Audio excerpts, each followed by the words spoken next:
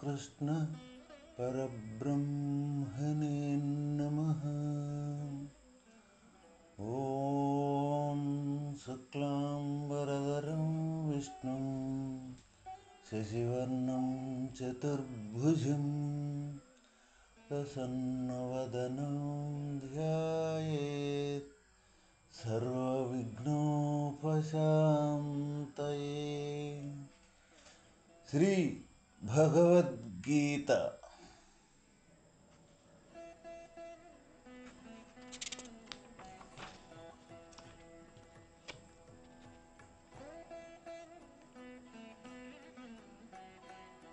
తన నుండి వేరుపరచవలెనన విధానమును స్పష్టముగా చెప్పివేయబడినది. ప్రపంచమునే కాక దేహమునే కాక మనస్సును కూడా తన నుండి వేరుపరచవలెను, లేక వేరుగా చూడవలెను. మహోన్నతముగు ఈ అభ్యాసము దీని వలన సిద్ధించుచున్నది. ఇప్పటిదాకా క్షేత్రము క్షేత్రజ్ఞుడగు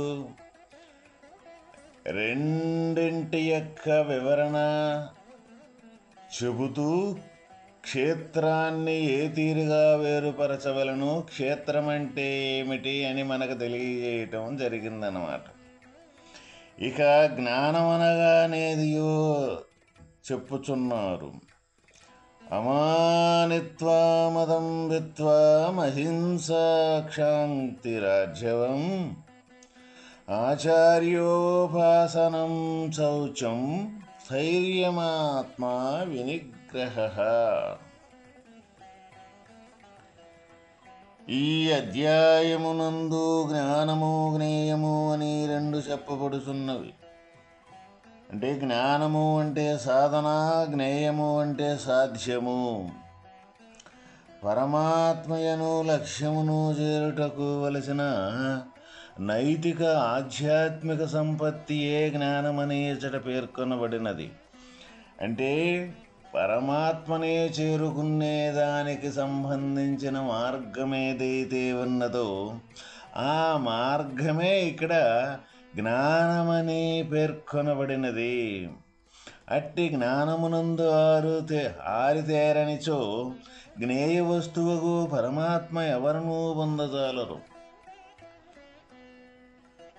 అర్థము నిర్మలముగా నుండినచో మాత్రమే వస్తువు దాని యందు చక్కగా ప్రతిబింబించును. మాలిన్యముతో కూడి ఉండినచో కాదు. అంటే ఏ జ్ఞానస్వరూపమైతే ఉన్నదో అది ఈ మార్గాన్ని ప్రయాణం చేస్తే ఆ గోలు మనం చేరుకుంటామో ఆ ప్రయాణం చేసేదానికి సంబంధించిన ఆలోచనలు, భావనలు అన్నీ కూడా ఇక్కడ జ్ఞానము అని చెప్పుకోబడుతూ ఉన్నదన్నమాట.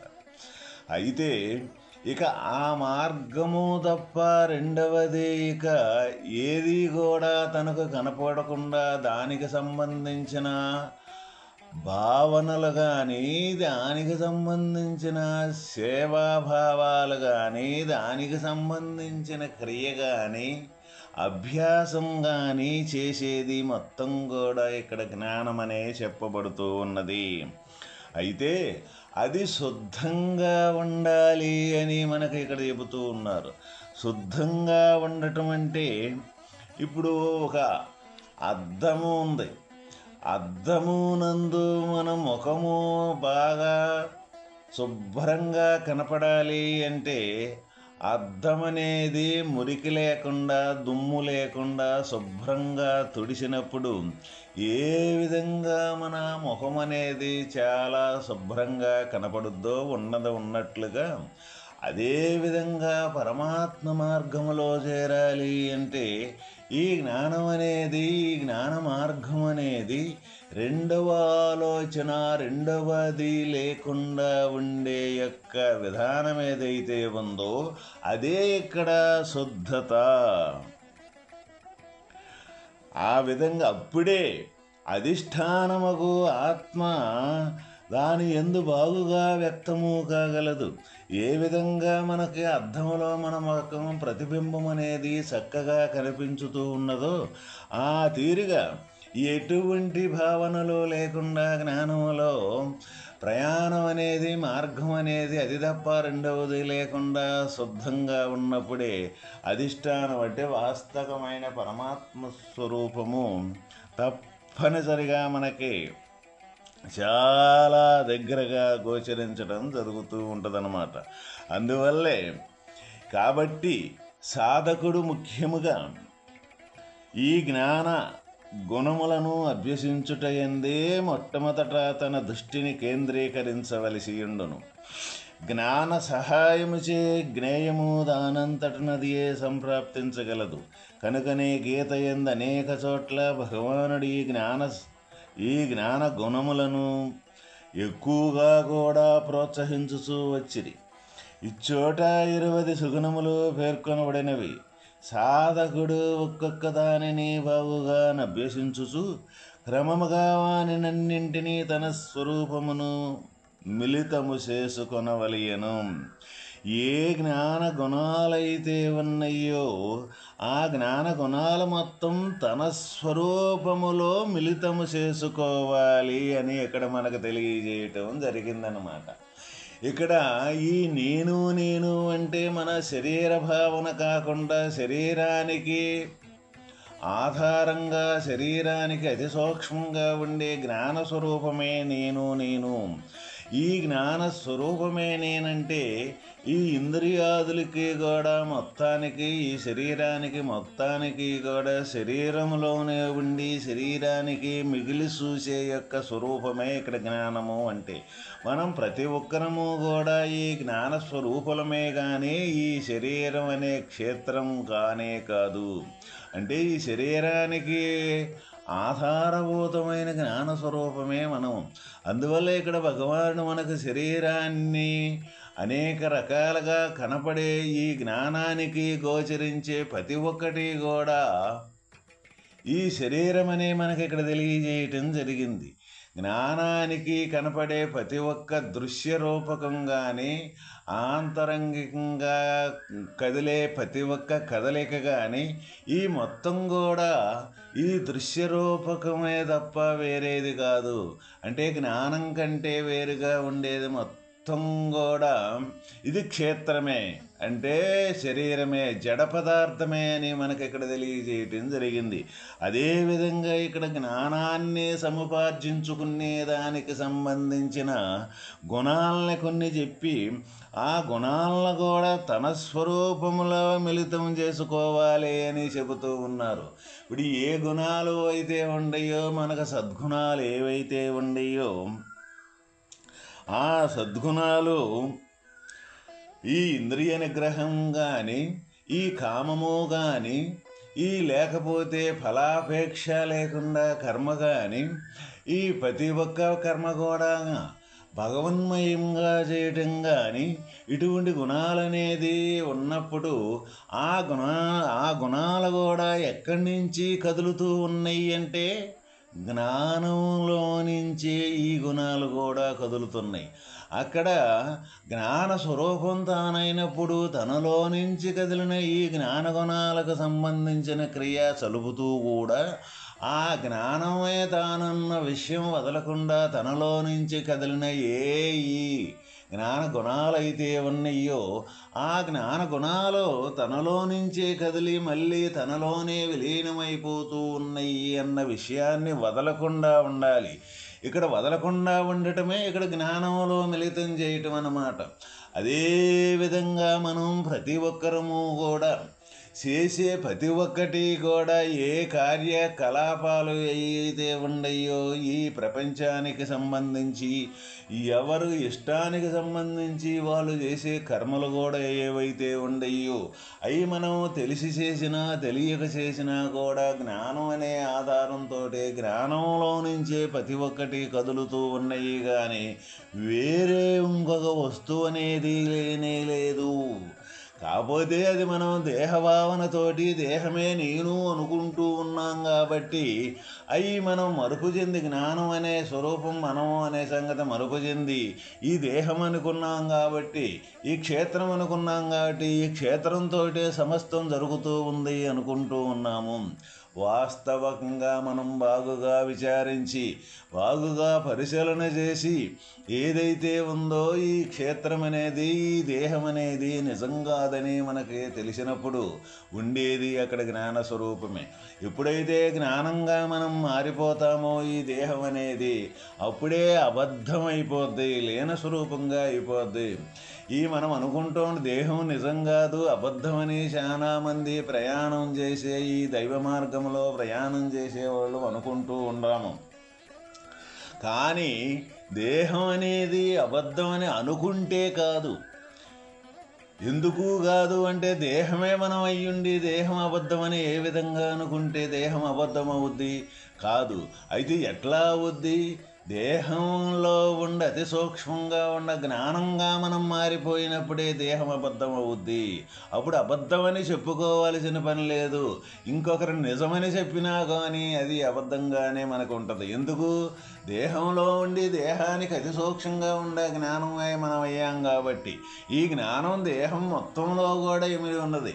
అతి సూక్ష్మంగా కూడా అతి సూక్ష్మంగా ఉండే ఏ జ్ఞానం అయితే ఉన్నదో జ్ఞానమే మనం అయినప్పుడు దేహం అనే ఉనికి దేహం అనే పరిధి అనేది మనకు ఉండదన్నమాట. అందువల్ల ఒకటి అబద్ధం కావాలి అంటే ఇంకొక స్వరూపం మనం కావాలి. ఇంకొక స్వరూపం అయినప్పుడే మనం ఒకటి ముందు అబద్ధం అయిపోద్ది. అట్లానే ఈ లోక వ్యవహారాలు ఒక్కొక్కటి మనం చేసేటప్పుడు ఒక పని చేసేటప్పుడు ఇంకోటి అంటూ లేదు మనకి. అయితే ఇంకొక పనికి వచ్చినప్పుడు ఈ పని ఆపి ఈ పని అనేది అబద్ధం అయిపోద్ది. అంటే ఆ పని అనేది లేకుండా పోతూ ఉంటుంది. అట్లానే ప్రతి ఒక్కటి కూడా ఏదైనా సరే మనం ఏదై ఉంటామో అదే మనకి వాస్తవంగాని లేకపోతే రెండవదంటూ ఉన్నదో లేదో అన్న విషయం మన గోచరం కాదు. కాబట్టి ఇప్పుడు మనం ఏమై ఉన్నాము అంటే దేహమై ఉన్నాం కాబట్టి దేహానికి సంబంధించిన ఇప్పుడు ఈ పంచభూత సముదాయం ఏదైతే ఉందో ఇది మొత్తం కూడా దేహమే, ఒకే దేహమే. ఈ దేహం మొత్తం కూడా ఎక్కడ చూసినా కానీ ఈ దేహం ఎప్పుడైతే అవుతామో దేహానికి సంబంధించిన అనేకత్వం అనేది అక్కడే తయారవుద్ది. ఏదైతే రూపకం అనేది చెందిందో వాస్తవ నిరాకారం యొక్క స్వరూపం కాకుండా నిరాకార స్వరూపంలో నుంచి రూపకంగా ఘనీభవించిందో ఎప్పుడైతే రూపకమే నేను అనుకున్నామో ఆ రూపకం మొత్తం అనేక రకాలుగా అనేక చిత్ర విచిత్రాలుగా మనకు గోచరం అవుతూ జరుగుతుంది. ఎప్పుడైతే రూపానికి అతీతంగా ఉండి నిరాకార స్వరూపంగా ఉండి ఏ జ్ఞానమైతే అవుతాడో ఆ జ్ఞానం నుంచి కానీ చూడగలిగినప్పుడు మొత్తం కూడా జ్ఞానస్వరూపమే కానీ రెండవది అంటూ లేనే లేదు. అప్పుడు దేహం అనేది మనకి కానరాదు. అట్లయితే మరి మనకు ఒక అనుమానం రావచ్చు. ఏ విధంగా అంటే మరి దేహ సంబంధించిన వ్యవహారాలనేది అసలు దేహమే లేదంటూ ఉన్నారే, మరి జ్ఞానం అంటే కనపడదే, మరి కనపడని జ్ఞానం ఏదానైనప్పుడు ఈ దేహ వ్యవహారాలన్నీ ఏ విధంగా నడుస్తూ ఉంటాయి, ఏ విధంగా మనం ఈ దేహం యొక్క నడవడిక ఇక్కడ నడుపుకోగలుగుతాము అని చాలామందికి ఇక్కడ మనకు అనుమానం రావచ్చు. ఎవరు ఎటువంటి ఉద్యోగం కానీ వాళ్ళ కర్మలు కానీ వాళ్ళ పనులు కానీ ఈ మొత్తం కూడా ఏ విధంగా చెయ్యాలి అంటే మనకు దీనికి చిన్న ఉపమానం తీసుకుంటాం. ఒక ఊరిలో ఒక రైతు నివసించుతూ ఉండేవాడు. ఆ రైతుకి కొద్దిగా పొలం 4 ఎకరాల పొలం, ఒక భార్య 4 పిల్లలు ఉండేవాళ్ళు. అయితే ఆ రైతు నిరంతరం ఆ వ్యవసాయం చేసుకుంటూ తన జీవనోపాధిని తన పిల్లలని కూడా చూసుకుంటూ మొత్తం నడుపుతూ ఉంటాడనమాట. అయితే ఒకరోజు తన గురువు దగ్గర శిష్యులుగా తన స్నేహితుడు ఆ ఊరికి బయటిగా వచ్చి ఆ ఊరికి బయటగా వచ్చి ఈ వ్యవసాయదారుడు రైతుకి తెలియపరుస్తాడనమాట. నేను ఇటు ఫలానా ఈ మార్గాన వేరే ఊరు వెళతా, ఇటు వచ్చాను, నువ్వు పాతనాటి స్నేహితుడువు కదా, ఆ స్నేహితుడు నిన్ను కొంచెం పలకరించి వెళ్దామని వచ్చాను అని కబురు చేస్తాడు. చేస్తే సరే తనకు తెలిసి ఏం చెప్తాడు అంటే, సరే ఈరోజు భోజనం అనేది నేను తీసుకొస్తాను, ఆతిథ్యం అనేది నేను తీసుకొస్తాను, నువ్వు అక్కడే ఆ ఊరికి వెలుపల ఒక పెద్ద కాలువ అనేది ఒకటి ఉంది, ఒక నది. ఆ నది బాగా ఇసురుగా స్పీడుగా ప్రయాణం చేయటం జరుగుతుంది. దాంట్లో కానీ మనిషి కానీ దిగితే కొట్టుకుపోవటమే జరుగుద్ది అన్నమాట. అయితే నువ్వు ఆ కాలువ ఒడ్డున ఒక చెట్టు కింద కూర్చో, నేను ఆతిథ్యం పంపుతాను అని చెబుతాడు ఈ రైతు. సరే భార్యకి, మా స్నేహితుడు చిన్ననాటి స్నేహితుడు వచ్చాడు, నీవు ఈ భోజనాలు మంచి రుచికరమైన పదార్థాలు తయారు చేసి మా స్నేహితుడికి తీసుకెళ్ళాలి అని అంటే సరేనండి అని చెప్పుద్ది. చెప్పి తర్వాత భోజనం మొత్తం తయారు చేసుకొని ఆ ఆహారాన్ని తీసుకెళ్ళేటప్పుడు తనకు అనుమానం వచ్చుద్ది. ఏంటిది? అక్కడ పెద్ద నది ఉంది కదా, నదికి దాటాలి అంటే దిగితే కొట్టుకొని వెళ్ళిపోతారు కదా మరి మనుషులు, ఏ విధంగా మరి అవతలకి చేరుకోవాలి అని అంటే అప్పుడు ఆ రైతు అంటాడు, సంసారమెరుగని సన్యాసి దోవ ఇయ్యమున్నాడు అని చెప్పు, ఆ నది నీకు దావిచ్చుద్ది అని చెప్తాడు. చెబితే అప్పుడు సరే అనేని ఆవంతన ఇక అది గుర్తుపెట్టుకొని ఆ ఆహారం తీసుకొని ఆ నది కాడకి వెళ్ళుద్ది. ఆ నది కాడకి వెళితే అప్పుడు అమ్మా జలమాత, సంసారమెరుగని సన్యాసి ఇక్కడ దావి ఉన్నాడు అవతలకి వెళ్తానికి అని అనుద్ది. అంటంతో ఆ నది దావిచ్చుద్ది. దావిచ్చినాక దిగి అవతలకే తన స్నేహితుడి దగ్గరికి వెళ్ళి అప్పుడు ఆ పదార్థాన్ని మొత్తాన్ని ఇస్తే ఆ పదార్థం తన ముందే మొత్తం తినేసేస్తాడు. తిన్న తర్వాత అప్పుడు అతన్ని అడుగుద్ది మళ్ళీ, నేను వచ్చేటప్పుడు ఈ విధంగా వచ్చాను స్వామి, వచ్చాను, మరి ఆ నది అనేది నేను దాటి వచ్చినాక మళ్ళీ దాని ప్రవాహం అనేది ఆ తీరుగా కదిలిపోతూ ఉన్నది, మళ్ళీ ఆ ఒడ్డుకు చేరాలంటే ఏం చెయ్యాలి అని అతన్ని అడుగుద్ది. అప్పుడు తనంటాడు, నిత్య ఉపవాసి దావయ్యమున్నాడు అని అడుగమ్మా దావిచ్చుద్ది అని అంటాడు. అప్పుడు అదే తీరుగా అమ్మా నేను అవతలకి వెళ్ళాలి, నిత్య ఉపవాసి దావయ్యమున్నాడు అని ఆ నదిని అడిగితే అప్పుడు ఆ నది ఇచ్చుద్ది, కాంతను అవతలకి వెళ్ళిద్ది. అయితే ఇక్కడ తనకు ఒక పెద్ద అనుమానం వచ్చుద్ది. ఏ విధంగా? నిత్య ఉపవాసం ఉండే ఇక్కడ సన్యాసి అని చెబుతూ ఉన్నాడే, నేను తీసుకెళ్ళిన పదార్థాన్ని మొత్తాన్ని సంపూర్తిగా తిన్నాడు, మరి ఈయనెట్లా నిత్య ఉపవాసం అయ్యాడు?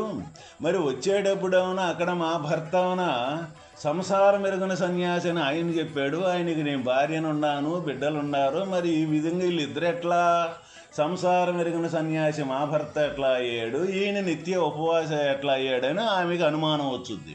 ఆ అనుమానంతో భర్తను పోయి తప్పనిసరిగా ఈ విషయాన్ని గురించి తెలుసుకోవాలని గట్టి పట్టుదలతోటి భర్తను అడుగుద్ది. అది నీకెందుకులే, నీకు సంబంధించింది కాదులే, నీకు తెలియదులే, నీకేదో ఈ కుటుంబ వ్యవహారం ఎన్ని ఉంది కదా, ఇది చూసుకోమని చెప్తాడు. కాదు, ఎట్లయినా తెలుసుకోవాలి అని చెప్పి గట్టి పట్టుదలతోటి అడిగితే సరే ఒక కండిషన్ పెడతాడు. ఏంటిదా కండిషన్ అంటే, నేను చెప్పినట్టు నువ్వు వింటే నేను చెప్తాను అంటాడు. సరే ఏందో చెప్పమని చెప్పుద్ది. ఆ ఊరిలో ఈ తోలుబొమ్మలాట అనేది ఆ తోలుబొమ్మలాట ఒక రేత్రి ఆ ఊరిలో జరుగుతూ ఉంటుందన్నమాట. అయితే ఆ తోలుబొమ్మలాట కాడకే నువ్వు వెళ్ళు. ఏ విధంగా వెళతావు అని అంటే, ఒక నెత్తి మీద ఒక చిన్న కుండలో నీళ్లు పోసుకొని నిండా పోసుకొని ఆ నీళ్ళనేది సుక్క కింద కాని పడ్డాయి అంటే నేను ఒక భటుడిని పంపుతాను. ఆ భటుడితో చేతిలో ఖడ్గం ఉంటుంది. ఆ ఖడ్గంతో నిన్ను చిరచ్ఛేదన ఎమ్మటే నీ తలకాయ నరికాయమని చెప్పి పంపుతాం. అందువల్ల నువ్వు ఆ ఒక్క బొట్టు కూడా పడనీయకుండా ఉంటే నీ తలకాయ అనేది ఉంటుంది, లేకపోతే నీ తలకాయ శిరచ్ఛేదన అనేది జరుగుద్ది అని అప్పుడు చెప్పి పంపటం జరుగుద్ది అన్నమాట. సరేనని ఒప్పుకుంటుంది. ఎట్లయినా విషయాన్ని తెలుసుకోవాలని సరేనని ఒప్పుకుంటుంది. ఒప్పుకున్న తర్వాత సరే ఆ తోలుబొమ్మల ఆటగాడికి వెళ్ళి ఆ రేత్రి మొత్తం కూడా ఇక ఈ నీళ్ళనేది ఒక్క బొట్టు కూడా కింద పడకుండా ఉండేదానికి సంబంధించి తగు జాగ్రత్తతోటి ఆ తోలుబొమ్మల ఆట దగ్గర నుంచొని ఆ తోలుబొమ్మలాట చూస్తూ ఉంటుందన్నమాట. చూస్తూ ఉండి తర్వాత ఇక తోలుబొమ్మలాట అయిపోయినాక ఇంటికి వచ్చుద్ది. ఇంటికి వచ్చినాక అప్పుడు తోలుబొమ్మలాట బాగా చూసావా, బాగా చక్కగా ఆడారా అని భర్త అడుగుతాడు. భర్త అడిగితే అప్పుడు చెప్పుద్ది, యాడా నేను తోలుబొమ్మలాట చూసేదానికి నీవు వెనకాల ఒక బొట్టుని పంపించావు కదా, ఒక్క బొట్టు నీరు కింద పడితే నా మెడకాయ నరికేయమని, అందువల్ల నేను నిరంతరం ఆ బొట్టు ఎక్కడ కింద పడుద్దో అని భయంతో నిరంతరం దృష్టి అంతా అక్కడే పెట్టి నేను చూస్తూ ఉన్నాను. తెల్లవార్లు చూసినా కానీ ఆ తోలుబొమ్మల ఆట ఏమి జరిగిందో కూడా నాకు తెలియలేదు అని భర్తకు చెప్పుద్దనమాట. అప్పుడు భర్త చెబుతాడు ఏమని అంటే, ఇదే విధంగా మేము ఈ సంసారం మెరుగున సన్యాసి అంటే భార్యతోటి బిడ్డలతోటి ఉన్నప్పటికీ కూడా ఈ పొలమని వ్యవసాయం చేస్తూ ఉన్నప్పటికీ కూడా నిరంతరం దృష్టి అనేది ఏ క్షణం అనేది ఈ మాయలో పడితే వాస్తవమైన మళ్ళీ ఈ జనన మరణాలనే చక్రంలో కొట్టుమిట్టులాడాల్సి వస్తుంది అని నిరంతరం ఆ భగవంతుని యొక్క దృష్టితోటి ఈ సంసారం మొత్తం చేస్తూ ఉంటాము. ఏ విధంగా నీకు తోలుబొమ్మలాటం అనే కనపడలేదో మాకు కూడా అదే విధంగా ఈ సంసారం అనేది మాకు కనపడకుండా పరమాత్మ స్థితిలోనే ఉండి సర్వ కార్యకలాపాలు జరుపుతూ ఉంటాము అని చెప్పుతాడు భర్త. అయితే సరే బాగానుంది మీరు చెప్పింది, మరి ఆయన నా ముందే మొత్తం తీసుకెళ్ళిన పదార్థాన్ని మొత్తాన్ని తిన్నాడు కదా, ఆయన ఎట్టా నిత్య ఉపవాస అయ్యాడు, ప్రత్యక్షంగా నేను చూశాను, ఎట్లా ఉపవాస అయ్యాడు అని మని అడుగుద్ది.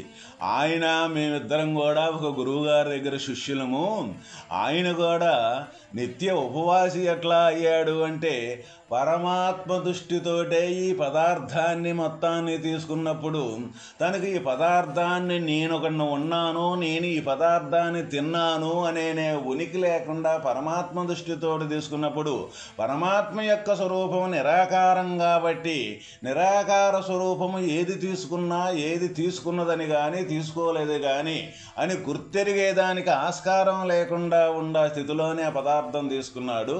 అందువల్ల తను నిత్య ఉపవాస అయ్యాడు అని చెబుతాడు ఆ భర్త.